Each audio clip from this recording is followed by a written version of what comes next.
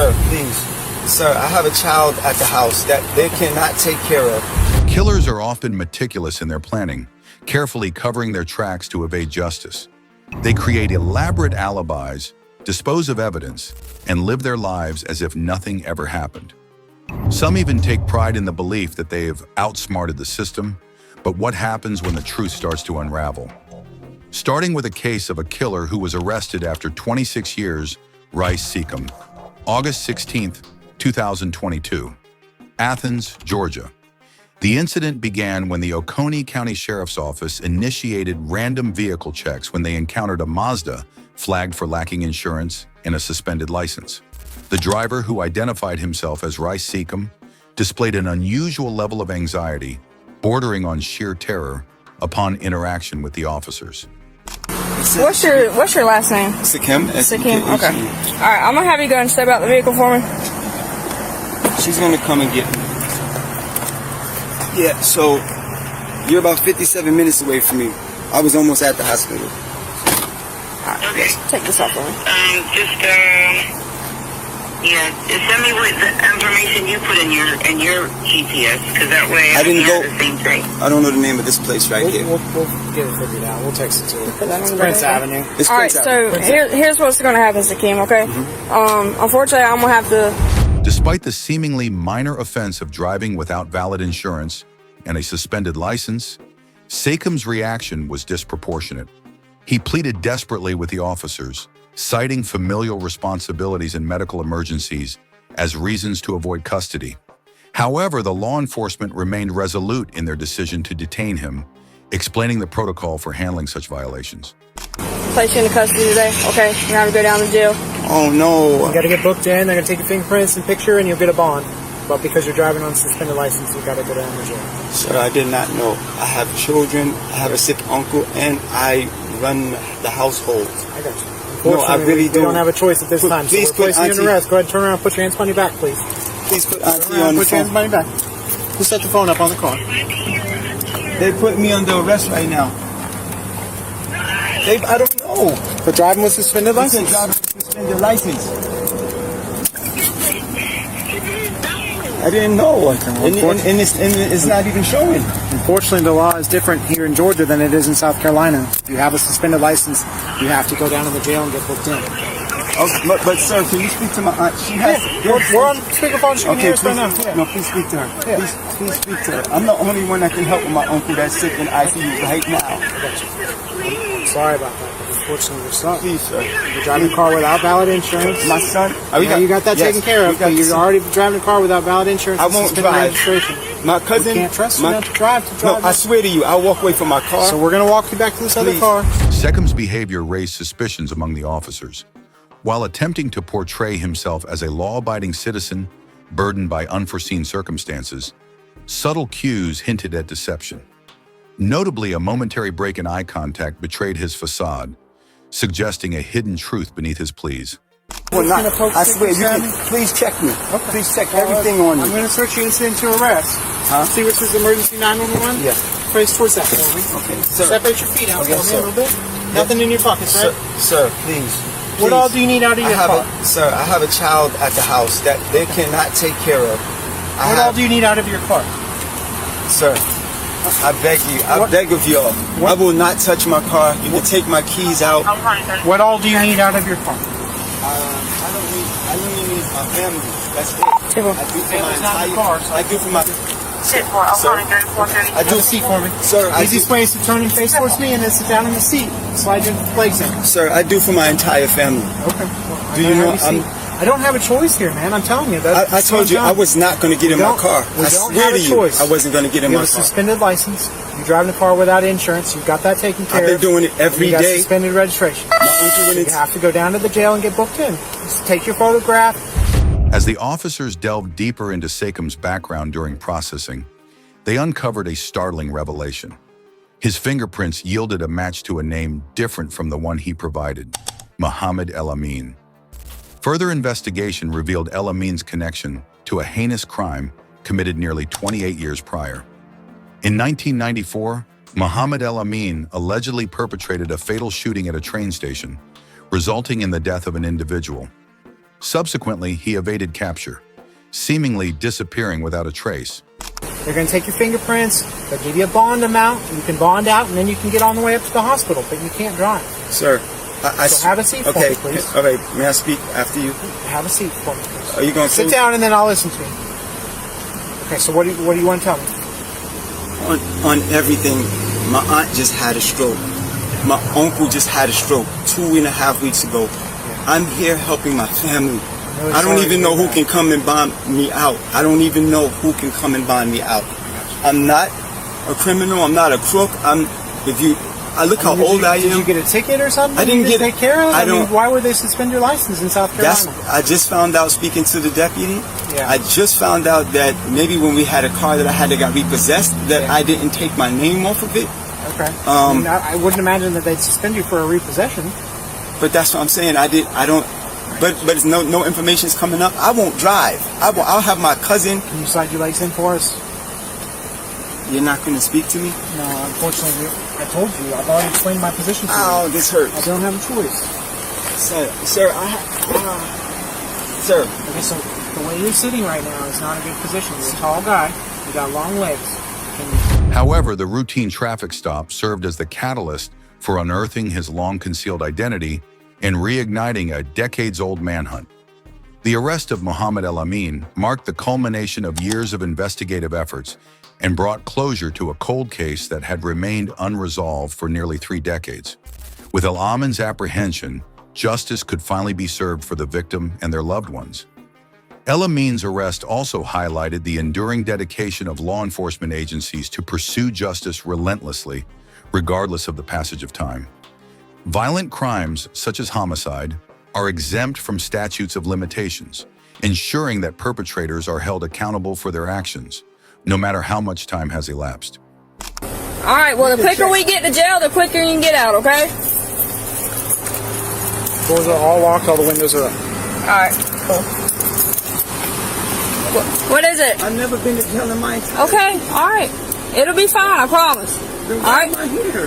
All right, we got to get you to the jail.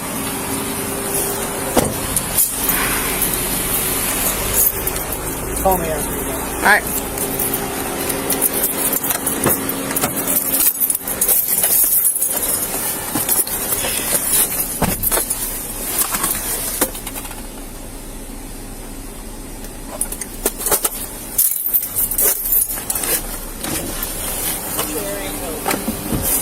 Oh, 850.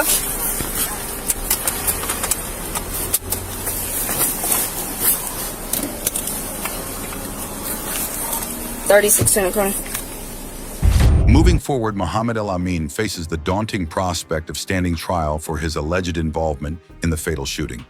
While the wheels of justice may turn slowly, they remain unwavering in their pursuit of truth and accountability. However, this next case is more shocking, where a Pennsylvanian teen was arrested who was wanted in the murder of another man, Kenneth Martell, July 26, 2018. This all began innocuously as the officer approached Martell, who identified himself as James Duncan. The officer, suspicious of Martell's presence at an unusual hour, aimed to confirm his identity and check for any outstanding warrants. Martell, seemingly cooperative, assured the officer that he had no warrants and would be on his way shortly. However, the situation took a sinister turn when the officer, attempting to verify Martell's identity, discovered a lack of a driver's license record for James Duncan from Pennsylvania. Dunkin?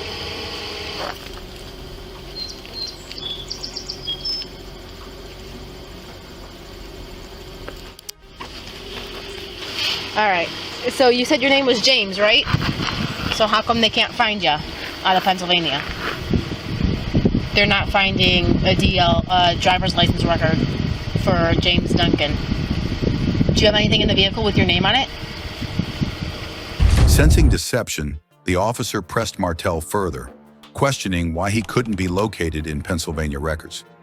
Martell's response, laden with desperation, hinted at the gravity of his hidden past. As the officer continued to probe, Martell's demeanor shifted drastically. Panic set in, and Martell pleaded with the officer not to shoot him. In a sudden and alarming escalation, Martell resisted, creating a tense and life-threatening situation. King Henry Lincoln 4596. No!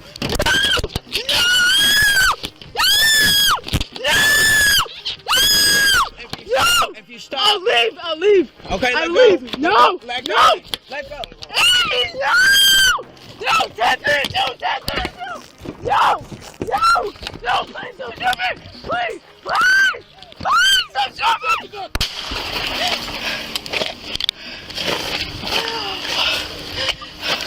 8521, shots fired by the police. One suspect down. The officer, faced with an unpredictable and potentially dangerous suspect, made a split-second decision to protect themselves.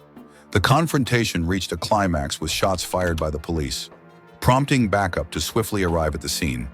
The desperate struggle for control of the gun unfolded as Martel resisted arrest, pleading for mercy.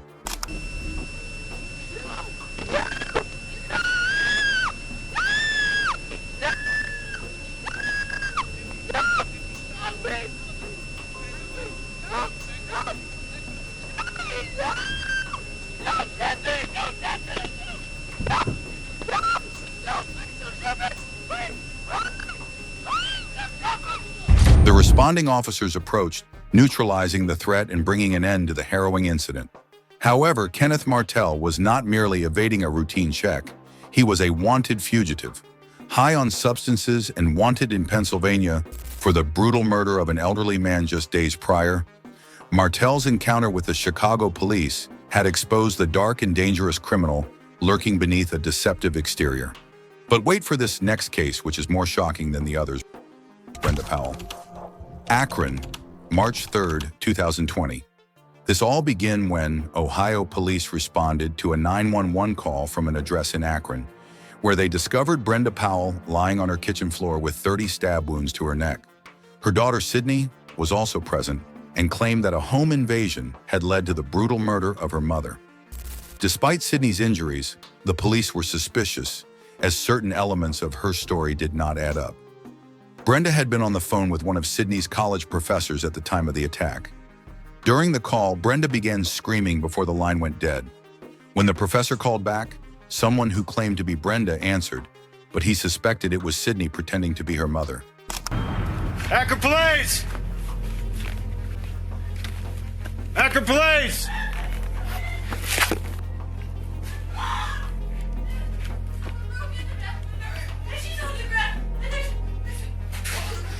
Where's your mom at? Okay, stay right here. No, there's so much blood. No, please. Man! She's really going now. No. Stop! We gotta figure out what's going on. Can you sit down? R9, get that 32 rolling here quick. We got a female down, blood all over the place. Sergeant Smart, you guys got a crime scene. Take her outside. You got she's blood all over. I don't even know if she's breathing. Secure the scene. She looks like a 22. She looks like she's been down for a while. There's blood all over the place. There's a knife by her head and stuff like that, and there's a huge pool of blood. No, I think she just walked in on it. There's a broken window in the back, so if you can just put up some crime scene tape. As soon as AFD gets here, they're going to pronounce her, I'm sure. Fearing the worst, he contacted the police, who arrived promptly. Inside the house, police found evidence that contradicted Sydney's story. There was a broken window at the back of the house, but blood had dripped on the outside of the window, suggesting it had been broken after the attack. Sydney's claim that the intruder used the window to enter the house was immediately questioned. Interesting. Somewhere that's not you. Okay, do we know who, where, which way? That is the younger guy. I'm looking through here and I can see pictures. And there's a whole basement set up for what looks like. Yep, hey, sorry, I'll call you right back. Bye. All right, let me go report that. Yeah, there's guys in the man. It's probably her brother. Well, I'll see if we can find out who else lives here. Brenda had not only been stabbed, but also struck over the head with an iron skillet, sustaining injuries so severe that her survival was in jeopardy. Despite Sydney's claim of an intruder, police were increasingly convinced that she was responsible for the attack. Further investigations revealed that Sydney had been hiding significant secrets. Okay. Do you live here, sir? Yeah. Okay. That's my wife and there's my daughter. How old's your daughter? She'll be 20 in March. She's 19 today. Is she coming out? Not yet, sir. Just can't hang up. Sydney, can you tell me what happened? Huh? Sydney. Sydney. On its way? Yeah, it's coming. From where? Yeah, that's them right there. I can hear them.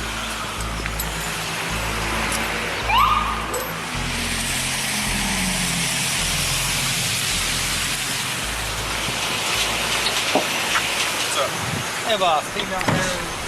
She had been expelled from college weeks before the incident, but had not told her parents, instead pretending that everything was fine. This charade fell apart when her college professor called her parents to discuss her absence. Sydney's father, Steve Powell, recounted how he called Brenda, who was at work, to inform her that something was wrong with Sydney's college attendance. You get a call from? Yeah, got a call from him, called me. Oh, okay. He said there was a call, went out, a distress call from the University of Mount Union where my daughter was going, and said, female in distress. I said, well, that's funny because Brenda's there, my wife. So I called Brenda, and it rings and rings on the cell phone, no answer. I call Sydney back, rings and rings and rings, no answer. I call Brenda back, ring, ring, ring, no answer. I'm pacing around. I call Chief back, and I'm on the phone with him, telling him there's no answer. My doctor calls me back and said, oh, Mom's on the phone with Mount Union. I said, well, the cops are on the way. She went, there was a break-in, and she just started going off. She said, what? She said, there's been somebody broke into the house. There's blood everywhere. She was hysterical and crying. So at first, when you talked to her, she said, your wife is on the phone with Mount Union. Yes. And as soon as I said, cops are on the way, the hysterics started. Is she still attending?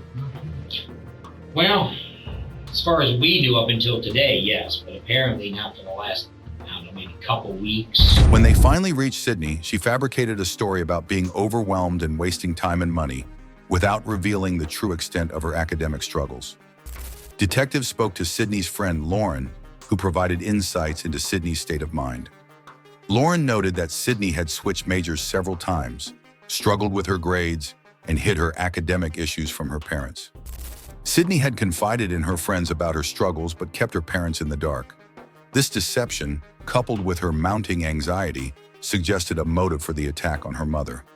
Lauren also revealed that Sydney had a history of alcohol-related incidents, including one severe enough to require hospitalization. The investigation uncovered further inconsistencies in Sydney's story. Detectives found that Sydney had staged the break-in to cover up her crime. The evidence indicated that Sydney had snapped when Brenda was on the phone with her professor, fearing that her lies would be exposed. In a fit of rage, she had attacked her mother with the skillet and then stabbed her repeatedly. Sydney's attempt to impersonate her mother on the phone and the subsequent staging of a break-in were desperate efforts to deflect suspicion. As the case progressed, Sydney claimed to have blacked out during the incident, arguing that she could not remember anything, including attacking her mother. She attempted an insanity defense, but the jury was not convinced. The evidence against her was overwhelming.